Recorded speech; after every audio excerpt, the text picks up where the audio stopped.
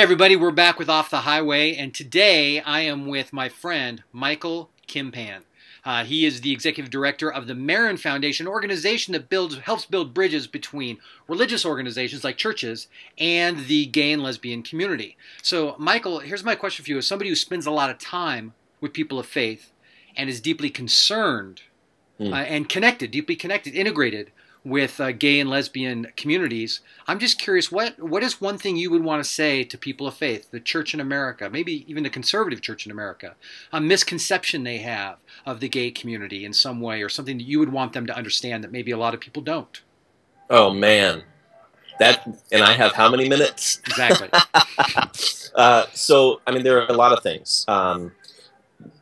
Let me just give some resources that I think would be helpful, and along the way I'll talk about why those resources are helpful. So one of the first would be Andrew Marin's book, Love is an Orientation. It was published in 2009, and certainly the conversation has changed. Look at that right there. That's the book that I'm talking about. So Andrew, in that book, talks about his experiences in moving into Boys Town, the gay community in which the Marin Foundation lives and operates.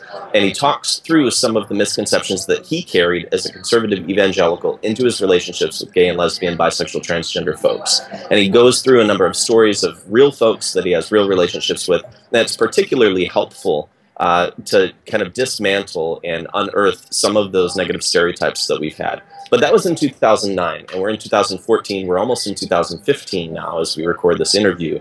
And a lot of the misconceptions have changed. So people know a little bit more about HIV and AIDS than they did in the 80s and 90s. People know a little bit more about the fact that there are people who identify as both gay and Christian. People are actually having conversations in churches about what does that actually mean? How does one live out their sexual orientation when it is geared towards someone of the same gender? And what does it mean to be a faithful Christian within that context? And so a whole bunch of books have been written and much ink has been spilled on what churches should do and how pastors should engage and how Christians should engage. And there have been a number of books that talk about the different theological interpretations of Scripture. So you've got James Bronson's Bible, Gender, Sexuality, which goes through a different understanding of the 6 pesky passages that people often use. They're called clobber texts of why LGBT people can't be in relationship with someone of the same gender. Matthew Vines just wrote a book called God and the Gay Christian, which was a popularized version of that scholarly work. And he argues for a Christian God, a Christian understanding of God, conservative evangelical understanding of God that would affirm and celebrate and consecrate same-sex relationships. And while not every person and pastor and Christian or evangelical is going to adopt that specific perspective, I think it's important for us to understand that there are folks who are committed to Scripture, have a high view of Scripture and a high view of their relationship with Jesus Christ, and yet come to a different conclusion on this topic, much as people do about a various number of issues: baptism, the Lord's Supper, what membership should and shouldn't be, what the local church should and shouldn't be, end times theology, etc. So I think it's important for us to move from the stereotypes we used to have and not immediately adopt this other stereotype that the only interpretation of these texts in terms of a faithful interpretation is going to be that gay and lesbian people need to be celibate, right? So certainly some folks, even some of the audience members and some people that engage in conversations with the Marin Foundation and our work here in Chicago do adopt a conservative interpretation of Scripture, but we need to move past and get to a place where we allow for we don't all agree on this. And so I think that Justin Lee's book, Torn, is very helpful. Justin is the president of the Gay Christian Network. Matthew Vine's book is really helpful in that area. And then my book, which you've mentioned in a previous podcast, Love Never Fails, which comes out next year, I think is really, really important, maybe even groundbreaking. Can I say that about my own stuff? Oh, sure. I endorse it as groundbreaking.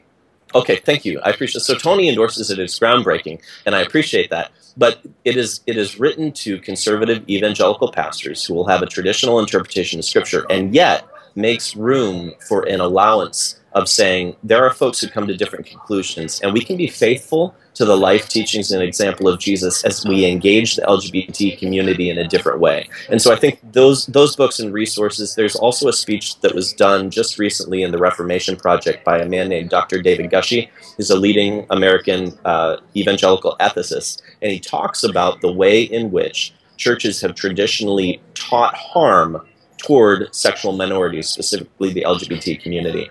You can find that on my blog, which is mjkimpan.com. You can find it on the Marin Foundation's blog or the Reformation Project. Essentially, if you go to Google and you say Gushy Speech Reformation Project in Washington, D.C., you'll get this 1-hour conversation.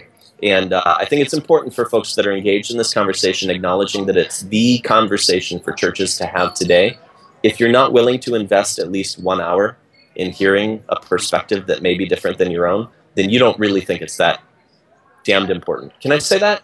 Right. So it is that important, and so we need to listen. Ho! Ho! All right, so Love Never Fails comes out fall of 2015, correct? Hey, we're talking about it. We haven't gotten a publication date. I just sent in my revisions, and so we'll see what they say. It's through InterVarsity Press. All right, everybody look for Love Never Fails in 2015, Building Bridges Between the Church and the Gay Community. Thank you, Michael. Hey, thank you, Tony.